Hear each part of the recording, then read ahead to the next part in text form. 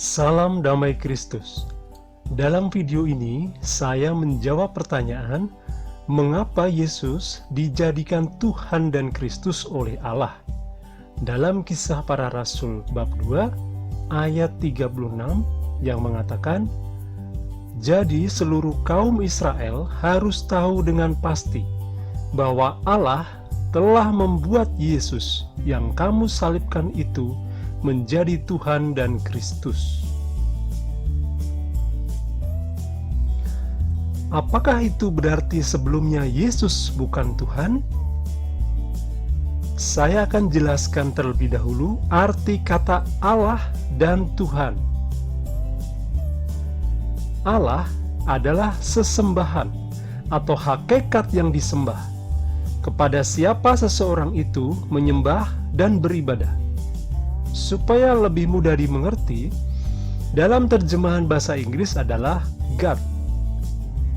Tuhan adalah kata yang telah mengalami perubahan bentuk dari kata Tuan yang berarti penguasa. Jika Tuan berarti penguasa, maka Tuhan berarti Tuan dari segala Tuan, penguasa dari segala penguasa. Dalam terjemahan bahasa Inggris adalah Lord. Jadi kata Tuan atau Lord bisa berubah makna dalam setiap kalimat sesuai konteksnya. Bisa berarti Tuhan yang berarti penguasa dari segala penguasa, bisa berarti penguasa saja. Contoh yang mudah dan masih lestari hingga kini adalah kata Gusti dalam bahasa Jawa. Gusti bisa berarti Tuhan, penguasa dari segala penguasa, bisa juga berarti Tuan, penguasa suatu wilayah atau keraton. Untuk mudah mengerti perbedaan antara Allah dan Tuhan, saya gunakan analogi presiden dan manusia.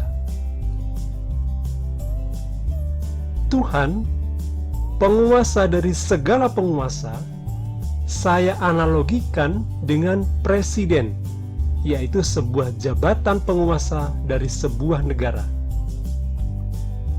Allah, sesembahan, hakikat Sang Pencipta, saya analogikan dengan manusia, yaitu hakikat ciptaan Tuhan. Jokowi adalah nama dari seorang manusia. Kita akan menyebut Jokowi dengan Presiden Jokowi dan tidak dengan manusia Jokowi. Hakikat Jokowi memang seorang manusia, namun tidak semua manusia adalah presiden. Kita menunjuk pada seorang presiden yang bernama Jokowi. Itu sama dengan kita akan menyebut Yesus dengan Tuhan Yesus dan tidak dengan Allah Yesus.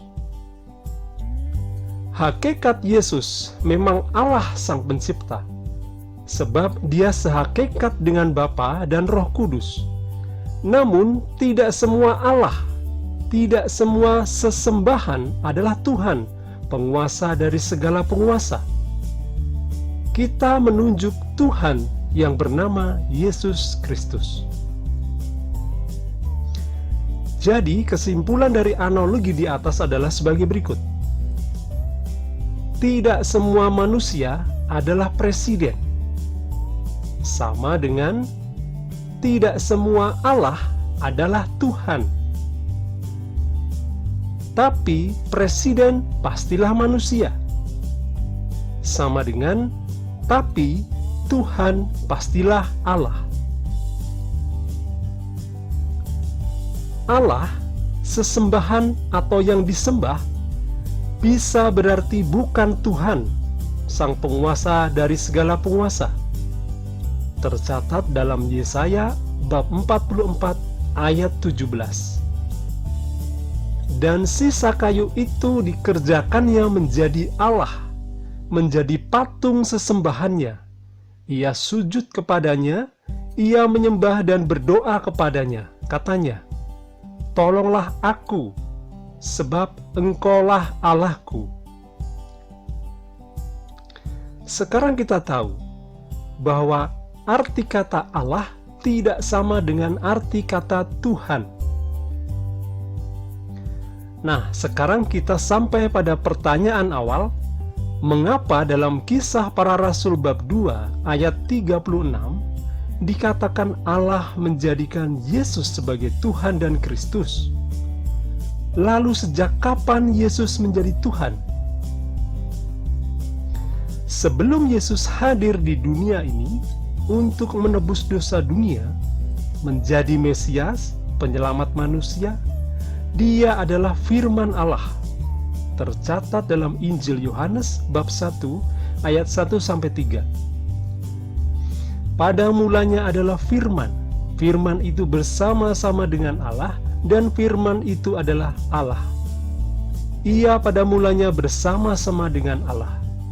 Segala sesuatu dijadikan oleh Dia, dan tanpa Dia tidak satu pun yang telah jadi dari segala yang telah dijadikan. Yesus adalah Allah, sebab satu hakikat dengan Bapa dan Roh Kudus, pencipta langit dan bumi. Maka Dia adalah penguasa dari segala penguasa semenjak awal, adalah Tuhan semenjak awal. Oleh sebab itu, ketika Bunda Maria mengunjungi Elisabet saudaranya dan memberi salam kepadanya, Elisabet berseru, "Siapakah aku ini sampai ibu Tuhanku datang mengunjungi aku?" Lukas bab 1 ayat 43. Seruan Elisabet itu menunjukkan siapa yang ada dalam kandungan Bunda Maria. Tapi mengapa Allah seolah-olah baru menjadikan Yesus sebagai Tuhan dan Kristus setelah Dia menyelesaikan tugasnya? Itu sama halnya dengan pertanyaan, mengapa Yesus dibaptis oleh Yohanes Pembaptis, sedangkan baptisan Yohanes adalah baptisan pertobatan untuk pendosa? Apakah berarti Yesus juga berdosa? Tentu saja tidak. Yesus dibaptis karena untuk menyatakan kepada dunia melalui Yohanes Pembaptis bahwa Dia adalah Mesias yang ditunggu-tunggu oleh bangsa Israel, dengan mengatakan, "Lihatlah anak domba Allah yang menghapus dosa dunia." Yohanes bab 1 ayat 29. Dan perkataan Yohanes Pembaptis ini dikonfirmasi oleh Allah dengan mengatakan, "Inilah anakku yang kukasihi, kepadanyalah aku berkenan." Matius bab 3 ayat 17. Pengorbanan dan penebusan dosa oleh Yesuslah satu-satunya yang berkenan kepada Allah. Jadi, jawaban untuk pertanyaan mengapa Allah menjadikan Yesus sebagai Tuhan dan Kristus adalah karena Allah mau menyatakan kepada dunia bahwa Yesus, anak manusia yang telah melaksanakan tugasnya sebagai penebus dosa, penebus manusia, adalah Mesias. Dan Mesias, Sang Penebus, adalah Allah itu sendiri. Tercatat dalam Yesaya bab 44 ayat 24.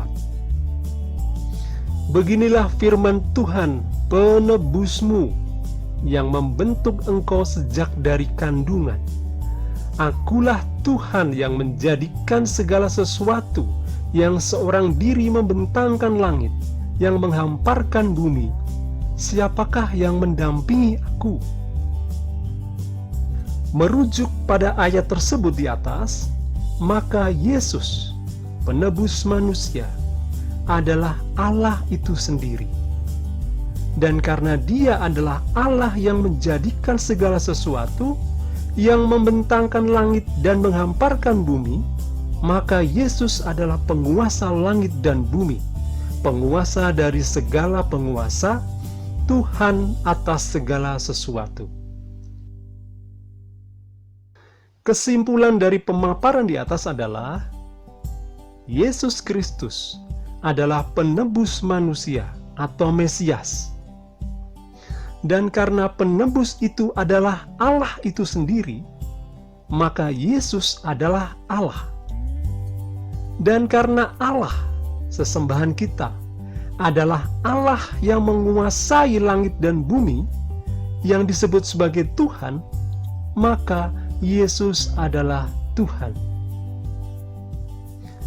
Jadi setiap orang yang menyembah kepada Allah yang menguasai langit dan bumi, seharusnya lah dia menyembah kepada Tuhan Yesus Kristus. Seperti halnya setiap warga negara Indonesia hormat kepada presidennya, maka seharusnya lah dia juga hormat kepada Presiden Jokowi. Demikian video singkat saya kali ini. Tuhan Yesus memberkati kita semua. Amin.